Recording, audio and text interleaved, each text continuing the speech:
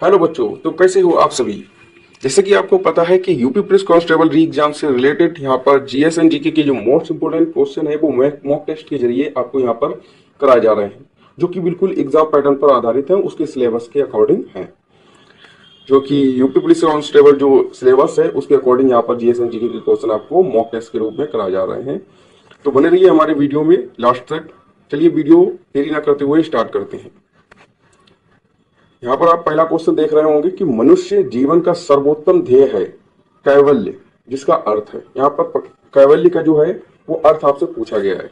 ठीक है ना।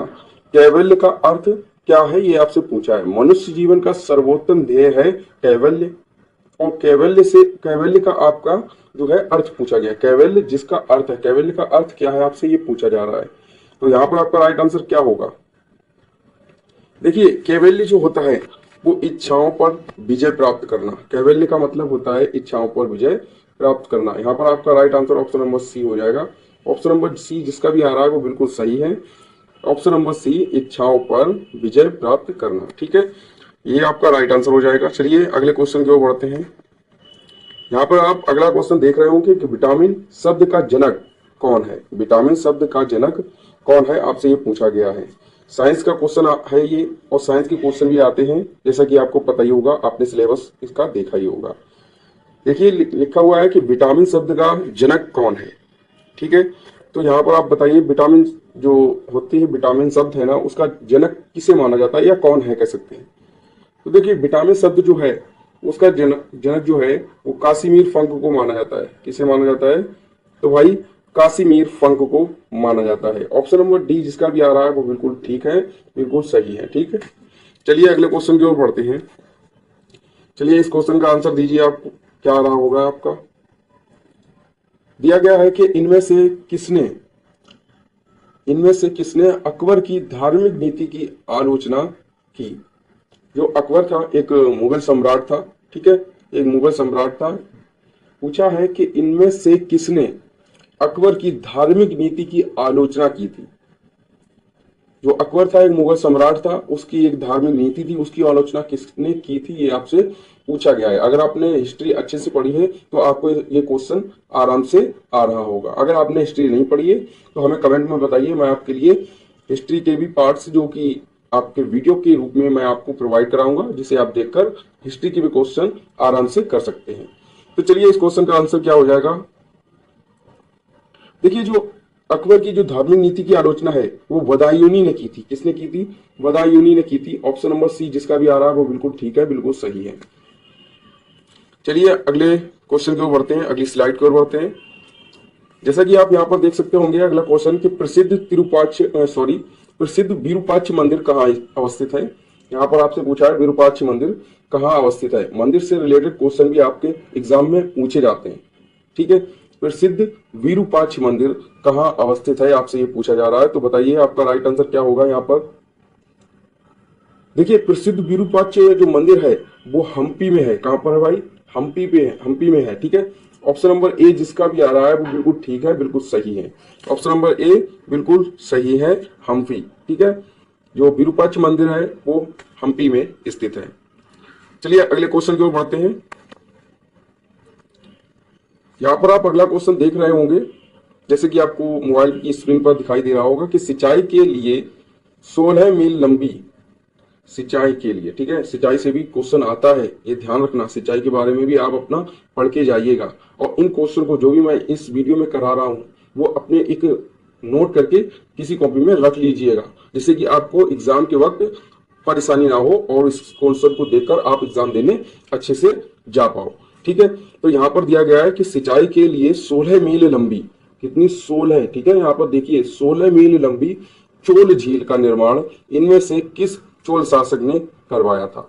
देखिए एक चोल झील है जो कि चोल शासकों ने बनवाई थी, और लगभग 16 मील लंबी है। कितनी है, 16 मील लंबी है। दिया गया यहाँ पर दिया हुआ है कि सिंचाई के लिए 16 मील लंबी चोल झील का निर्माण इनमें से किस चोल शासक ने करवाया था। आपको यहाँ पर दिया गया है कि सिंचाई के लिए, देखिए यहाँ पर गौर कीजिए, 16 मील लंबी बता रहा है। ठीक है, सिंचाई के लिए 16 मील लंबी चोल झील का निर्माण इनमें से किस चोल शासक ने करवाया था। जो चोल झील है उसका निर्माण किस चोल शासक ने करवाया था, आपसे ये पूछा गया है। ठीक है, तो यहाँ पर आपका राइट आंसर क्या हो जाएगा भाई, कमेंट में बताइए। देखिए सिंचाई के लिए 16 मील लंबी जो चोल झील है इसका निर्माण जो है वो किसने किया था, वो राजेंद्र प्रथम ने किया था। किसने किया था, राजेंद्र प्रथम ने किया था, और ये एक चोल शासक था। ठीक है, राजेंद्र प्रथम ने किया था। आपका ऑप्शन नंबर बी बिल्कुल सही हो जाएगा। जिसका भी ऑप्शन नंबर बी आ रहा है वो बिल्कुल राइट है, बिल्कुल सही है, और राजेंद्र प्रथम इसका आंसर हो जाएगा। और राजेंद्र प्रथम जो है वो चोल शासक था। तो यहाँ पर क्वेश्चन भी है कि सिंचाई के लिए 16 मील लंबी चोल झील का निर्माण इनमें से किस चोल शासक ने करवाया था, तो ऑप्शन नंबर बी आपका बिल्कुल सही है, राजेंद्र प्रथम ने। ठीक है, यहाँ पर आप अगला क्वेश्चन देख रहे होंगे, दिया हुआ है कि हाल ही में किस देश में साल्मोनेला बैक्टीरिया के संक्रमण के सैकड़ों मामले सामने आए हैं। साल्मोनेला बैक्टीरिया के संक्रमण के सैकड़ों मामले सामने आए हैं। करंट का क्वेश्चन है ये।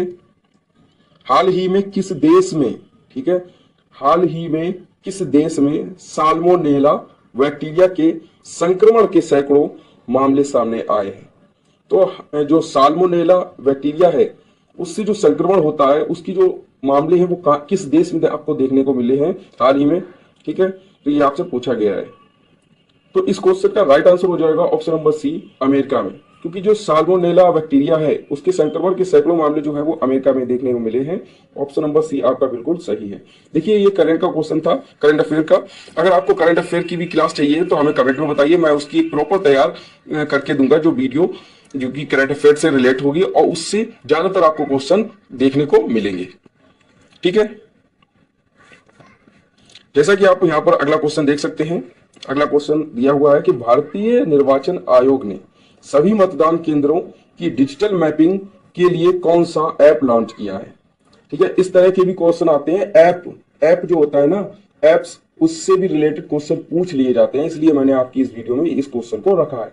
जैसे कि आप देख सकते हैं, भारत निर्वाचन आयोग ने सभी मतदान केंद्रों की डिजिटल मैपिंग के लिए कौन सा ऐप लॉन्च किया है, ये आपसे पूछा गया है।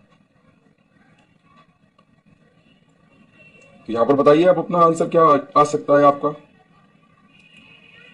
देखिए भारतीय निर्वाचन आयोग है ना, उसने एक जो ऐप बनाया है जिसमें सभी मतदान केंद्रों की डिजिटल मैपिंग के लिए जो एक ऐप बनाया है भारतीय निर्वाचन आयोग ने क्वेश्चन के मुताबिक, वह उस ऐप का नाम जो है वो गरुण है। क्या नाम है भाई, तो गरुण नाम से है। तो आपका right answer option number C हो जाएगा। ठीक है, ऑप्शन नंबर सी आपका बिल्कुल सही होगा। जिसका भी ऑप्शन नंबर सी आ रहा है बिल्कुल सही है, बिल्कुल जो है परफेक्ट है।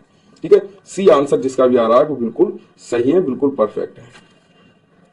चलिए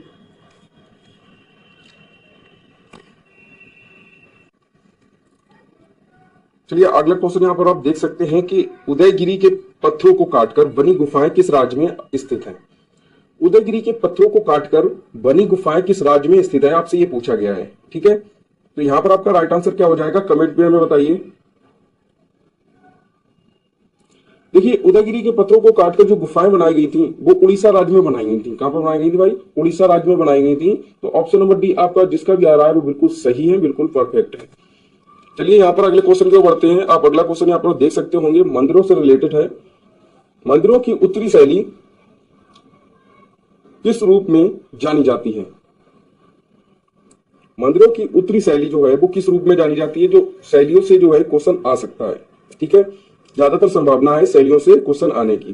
जैसे मंदिरों की जो उत्तरी शैली है वो किस रूप में जानी जाती है, किस नाम से जानी जाती है, ये आपसे पूछ रहा है। तो यहाँ पर आपका राइट आंसर हो जाएगा ऑप्शन नंबर बी, नागर शैली। ठीक है, या नागर इसमें दिया है बट नागर शैली हो जाएगा आपका right answer. Option number B जिसका भी आ रहा है वो बिल्कुल सही है, बिल्कुल परफेक्ट है। देखिए नागर शैली उत्तर भारत की हो गई, बेसर जो होगी लगभग मध्य भारत की है, और द्रविड़ जो है वो दक्षिण भारत की कह सकते हैं। ठीक है, चलिए अगले क्वेश्चन की ओर बढ़ते हैं। यहाँ पर अगला क्वेश्चन आप देख सकते होंगे, मंदिर निर्माण कला में विमान शैली का प्रचलन किसके शासनकाल में हुआ। मंदिर निर्माण कला में विमान शैली का प्रचलन किसके शासनकाल में हुआ। ठीक है, आपसे ये पूछा गया है। तो यहाँ पर आपका राइट आंसर क्या हो जाएगा, तो यहाँ पर राइट आंसर भाई आपका हो जाएगा ऑप्शन नंबर बी, चोल वंश। ठीक है, ऑप्शन नंबर बी आपका जिसका भी आ रहा है वो बिल्कुल सही है, बिल्कुल परफेक्ट है, चोल वंश। ठीक है, चलिए अगले क्वेश्चन की ओर बढ़ते हैं। यहाँ पर आप अगला क्वेश्चन देख सकते होंगे कि शेख फरीद या बाबा फरीद भी हम इन्हें कहते हैं, ठीक है। शेख फरीद का सर्वाधिक ख्यातिलब्ध शिष्य जिसने दिल्ली के 7 सुल्तानों का शासन देखा था, कौन थे, ठीक है।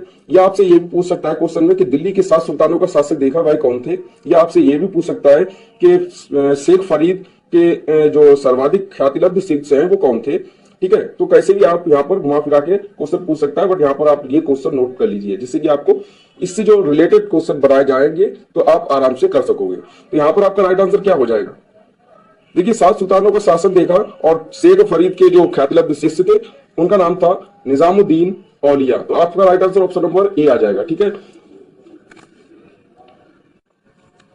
तो यहाँ पर आपका right answer option number A हो जाएगा।